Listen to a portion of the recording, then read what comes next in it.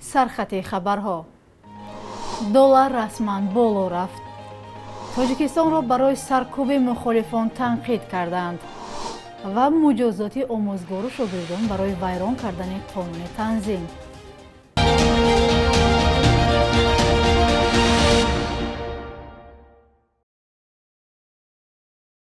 سلام بیننده های عزیز و برنامه نویدی بامدادی خوش آمدید. امروز 9 مارس است. صبح امروز قربی رسمی اسعار خارجی نسبت به سامانه یک باره بالا رفت. بانک ملی روز 9 مارس قرب $100 آمریکایی را 1300 سامانی مقرر کرد که از روز گذشته 170 سامانی زیاد است. همین گونه اگر یک مشتری عادی در بانک‌های تاجیکستان $100 عوض کند، برای آن 1300 سامانی میگیرد. بانک ملی تاجیکستان تاکنون سبب بالاروی قربی رسمی دلار را شرح نداده است. ارزش روبل روسی هم رسما بالا رفته 1000 روبل از 91 سامانی دیروزه به 9 سامانی و 50 درم بالا رفته است. قرب یورو هم به طور چشم‌رس تغییر یافت. حالا 1000 یورو به 14190 سامانی برابر شده است. بر اثر فرآمدن ترمه در راه دوشنبه چنوق از جمله در کیلومترهای 48 و 71 حرکت همگان نمود نقلیات موقتا بازداشته شده است. در این باره فیلیال شرکت ایرس مسئولین گاه‌بین و جمع‌آوری پول در راه در صفحه رسمی فیسبوکیش خبر داده است. با تاکید منبع در کیلومتر 48 پهنایی و بلندی ترمه قابل ملاحظه بوده مجرای دریای ورزاب را بسته است.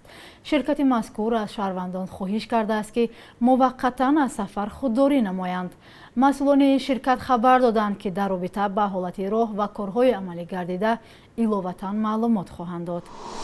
در شورای حقوق بشری سازمان ملل متحد مقامات تاجیکستان را برای ادامه سرکوب مخالفین سیاسی و ایجاد فضای ترس در ولایت مختار کوهستان بدخشان تنقید کردند.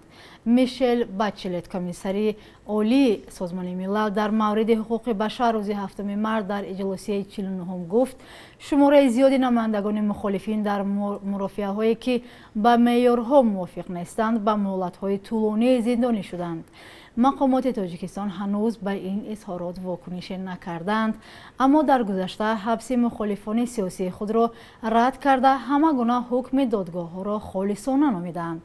هرچند در داخل کشور نیز شبهه‌ها به بی‌طرفی دادرس‌ها باقی است. خانم میشل بچلت گفته است من از ادامه قطع دسترسی به اینترنت در ولایت بدخشان ابراز تأسف می‌کنم. چون این برخورد حقوق آدم‌ها را به طور آشکارا پایمال می‌کند. ساکنان شهر خاروق و اطراف آن از ماه نوامبر سال گذشته تا کنون از اینترنت محرومند. مسئولان خدمات علاقه تاجیکستان ماه ینور امسال درباره سبب‌های نبودن اینترنت در منطقه پاسخی روشن ندادند. در کنیبادام 2 خواننده مکتب و 1 آموزگار را برای ویران کردن قانون تنظیم رسم آیین و جشن با تنطنه زادروزشان ایبدار کردند. حالت نقض قانون تنظیم بعد آن آشکار گشت که ثبت‌های ویدیویی زادروز در اینترنت راه یافت. در اساس ماده 8 قانون تنظیم تجلیل زادروز تنها در دایره عائله به دعوت خویش و تبار، همسایه‌ها و همکاران، همصنفان و همسبقان و دوستان و شناسا اجازت می‌دهد. اکبر شریفی سخنگوی ریاست کارهای داخلی ولایت سوخت در نشر نوبتی برنامه میلیسیا خبر می‌دهد گفت یک خواننده صنف 11 شهر کنیبادام روز زادروزش در قهوه‌خانه 10 همصنفش را دعوت کرده است. همچنین یک دختر خواننده صنف 11 نیز با دعوت 15 همصنفش در خانه دسترخوان آراسته زادروزش را با تنطنه تجلیل کرده است. خوانندگان هنگام تجلیل زادروز خبر می‌یابند که معلم فن زبان انگلیسیشان هم زادروز دارد و دست جمعانه برای تبریک او می‌روند. با گفته سخنگوی میلیسیا ولایت سوخت این رفتارشان هم خلاف طلبات قانون تنظیم بوده است. اکنون نسبت به هر 2 خواننده مکتب و معلمه آنها برای ویران کردن قانون تنظیم پرونده‌های مأموری گشوده‌اند. با آنها برای ویران کردن ترتیب تجلیل زادروزشان با مبلغ تا 6400 سامانی جریمه تهدید می‌کند.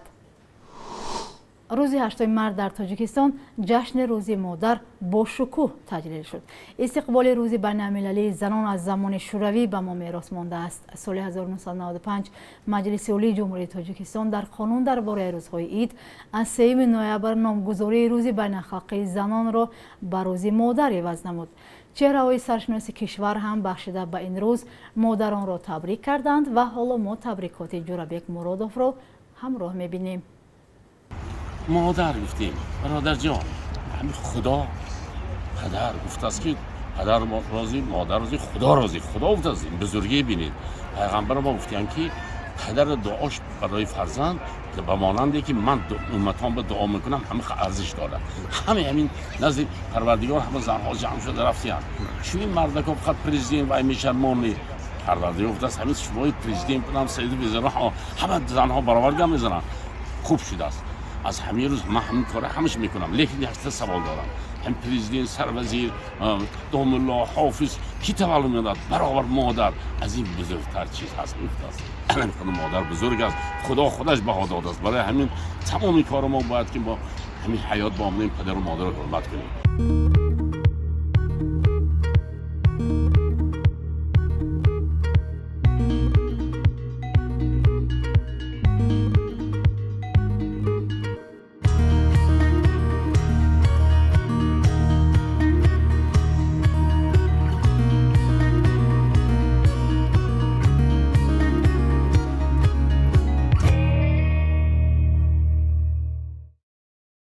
در پی تحریم‌های نوبتی نسبت روسیه در پی حمله‌اش به اوکراین، جو بایدن پرزیدنت آمریکا گفت آمریکا با واردات نفت روسیه و محصولات دیگر انرژی آن کشور تحریم جاری می‌کند. با گفته او تحریم‌های نو فشارها بالای کرمل را در واکنش به حمله مسلحانه روسیه به اوکراین تقویت می‌بخشد. بایدن افزود که تصمیم واشنگتن یک ضربه سخت دیگر به رهبریت روسیه خواهد بود. ما جنگ پوتین را سرمایه‌گذاری نخواهیم کرد، اظهار داشت پرزیدنت آمریکا. وی گفت محدودیت‌ها ضد روسیه باعث گرانشوی محصولات انرژتیکی در آمریکا خواهد شد، ولی وعده داد که در این زمینه تمام چاره‌ها را می‌اندیشد. او از تاجران دعوت کرد که با یکباره بالا رفتن نرخ‌ها اجازه ندهند. بایدن همچنین از همپیمانان اروپایی کشورش دعوت کرد که با تحریم‌ها ضد روسیه بپیوندند. بخش یک روزه تاریخ را در تهیه همکارمان خیرمان بقازاده همراه می‌بینیم.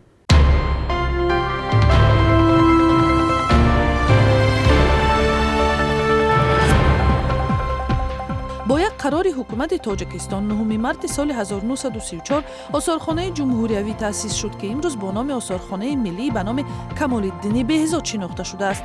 بهزاد بزرگترین رسام و مینیاتورنگار شرق در عصر 15-16 بود و با تخلص مانع ثانی معروف گشت. آثارخانه ملی بزرگترین مؤسسه فرهنگی و تاریخی تاجیکستان است که تاریخ خلق تاجیک را از قدیم تا امروز بازگو می‌کند. بعد نزدیک 4 عصر فاصله گیری و دلسردی ها یخها در روابط سیاسی و اجتماعی دو همسایه نزدیک تاجیکستان و ازبکستان آب شد و بعد در گذشت پرزیدنت اسلام کریموف رئیس جمهوری ازبکستان شوکت میرزیویف 9 مارت سال 2018 با یک هیئت کلان حکومتی به دوشنبه آمد. در جریان سفر که تاریخی عنوان شد بیش از 100 سند همکاری در همه ساحه‌ها امضا شد و رفت و آمد مردم دو کشور بدون ویزا و محدودیت برقرار گردید.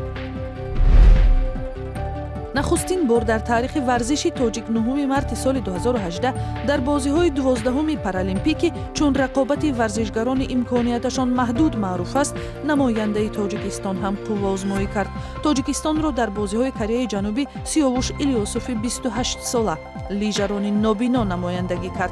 شرکت آموزگاری مکتب اینترنت جمهوریوی بچگان نابینای شهریسار در بازی‌ها هرچند به جایزه انجامید ولی راه را برای ورزشگران دیگر امکانیتشان محدود است تاجیکستان به رقابت‌های بانفوذی بین المللی باز کرد. برخی خواننده‌های رادیو آزادی از منطقه‌های تاجیکستان خبر می‌دهند که 1000 روبل روسی را با کمی بیشتر از 100 سومانی عوض نموده، اما 1000 روبل را 1350 سومانی خریداری نمودند. در بانک‌های تجارتی و بازار سیاه ارزش روبل و دلار آمریکایی به مراتب فرق می‌کنند.